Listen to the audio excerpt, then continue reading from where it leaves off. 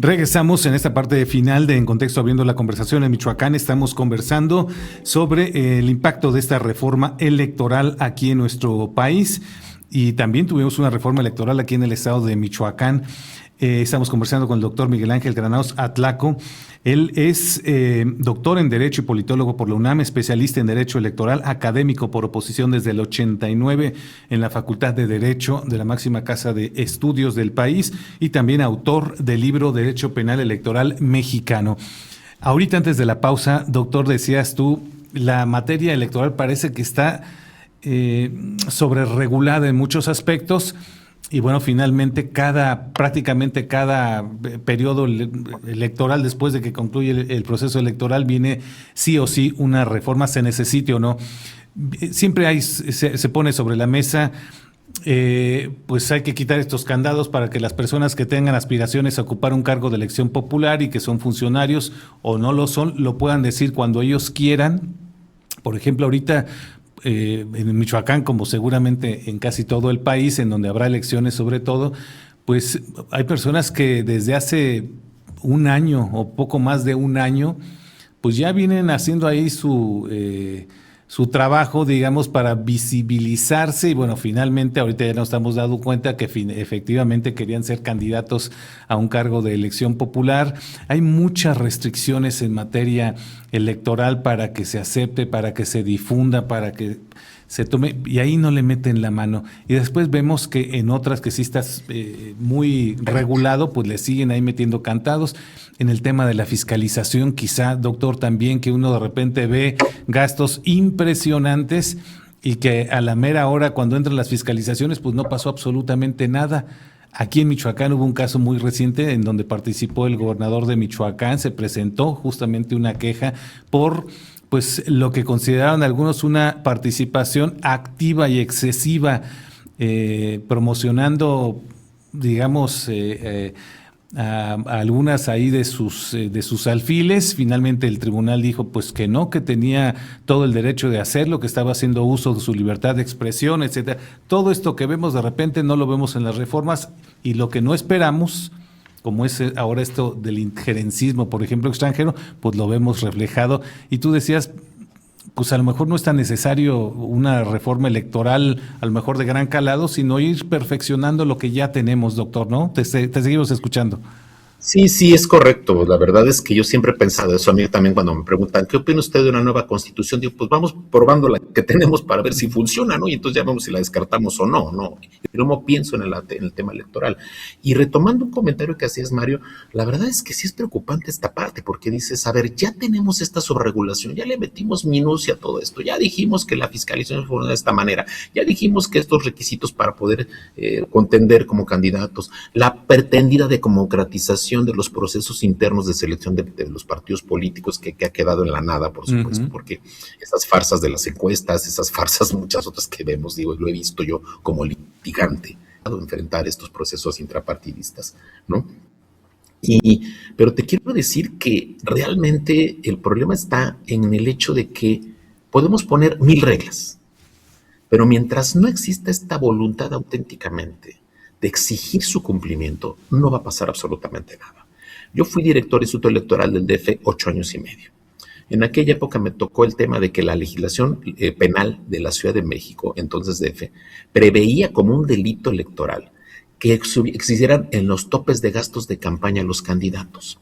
Y en el año 2006, todos los candidatos ganadores en lo que era todavía la elección de jefes delegacionales, hoy alcaldías en la Ciudad de México, todos excedieron topes de gastos de campaña. Y cuando yo le dije al Consejo, hay que ponerlo en la resolución donde estamos determinando que efectivamente se excedieron los topes de gastos de campaña, hay que darle vista a la gente del Ministerio Público, el Consejo General bajó ese resolutivo de la resolución. Entonces dices, pues si tú como autoridad electoral no te la crees que tienes que aplicar la ley, y ahora más, si están conchavados, si están completamente, ya con los dados cargados de alguna manera, pues va a terminar siendo otra vez nuevas farsas, ¿no? Entonces eso es lo terrible, porque finalmente si se aplicara y se dijera, a ver, aquel que se topes gastos de campaña, ¿sabes qué? Pues vas para afuera, no puedes quedarte. Como se le aplicaron en algún momento a Félix Salgado Macedonio, ¿no? Para el gobierno de Guerrero, que lo aplicaran en todos los casos, que lo aplicaran internamente también, porque esto tuvo que ser una decisión federal, no fue una decisión local, hay que tomar en cuenta esto, vino del órgano federal. Entonces, este es el tema, ¿no? Aplicación verdadera de la ley electoral que nos permite efectivamente que existan estos controles. No los quiero llamar limitaciones, son controles, porque necesitamos controlarlo, porque además es el otro problema, ¿no? O sea, este es un país en el que sí hablan mucho de elecciones, esto y lo otro, acá y allá, pero históricamente tenemos una subcultura del fraude electoral. Y cuando tienes un ahora expresidente que estuvo 18 años en campaña electoral, pues ¿qué esperas de los demás? O sea, que sigan en campañas electorales. El actual titular del Ejecutivo, no sé si nadie le avisó que ya ganó porque parece que sigue en campaña electoral, ¿no? Entonces, ese tipo de cosas que lamentablemente, repito, la legislación electoral pareciera suficiente para ciertas cosas, pero que lamentablemente la autoridad electoral no se la cree, la de esta capacidad de hacer valer la ley electoral como debe ser, y eso nos lleva a donde estamos parados. Doctor, una última pregunta. Me gustaría cerrar este programa conociendo tu opinión respecto a este. En Michoacán también hubo una reforma electoral en materia electoral y se aprobó que una causal de nulidad fuera la injerencia del crimen organizado en las elecciones. Hay un antecedente a nivel nacional que es justamente las elecciones del 2021 en Michoacán, en donde, pues, en una primera instancia, que es el Tribunal Electoral aquí del estado de Michoacán, había considerado que las quejas que había presentado la oposición, bueno, finalmente el candidato que perdió, no habían sido suficientes ni suficientemente demostradas como para anular la elección. El caso llega al Tribunal Superior del Poder Judicial de la Federación y ellos consideran que sí, efectivamente se pudo demostrar la injerencia de grupos criminales en algunas regiones. Y lo que hicieron fue anular las casillas en esos lugares solamente. Y bueno, abrieron la discusión, ahí en la sentencia se puede leer la complejidad que puede resultar para demostrar la injerencia de estos grupos criminales, ya sea a través de fotografías, de videograbaciones, de audio, de video, con declaraciones, con lo que se escribe en las actas, etcétera. Es muy complejo por cómo se mueven estos grupos criminales. Finalmente en Michoacán se aprueba como causal de nulidad esto. ¿Qué opinas tú de esta determinación en el caso de Michoacán? Si es indispensable que todos los estados y la ley federal cuente con esta nulidad, o si es riesgoso que puedan tener esto, porque bueno, finalmente puede ser un arma de doble filo, ¿no? Claro. Bueno, es importante que tengamos claridad acerca de la trascendencia que hay en cuanto a que tengamos todo un esquema de causales para la nulidad de alguna casilla. Y que además también hay que diferenciar entre anular casillas y declarar nula una elección, ¿no? Uh-huh.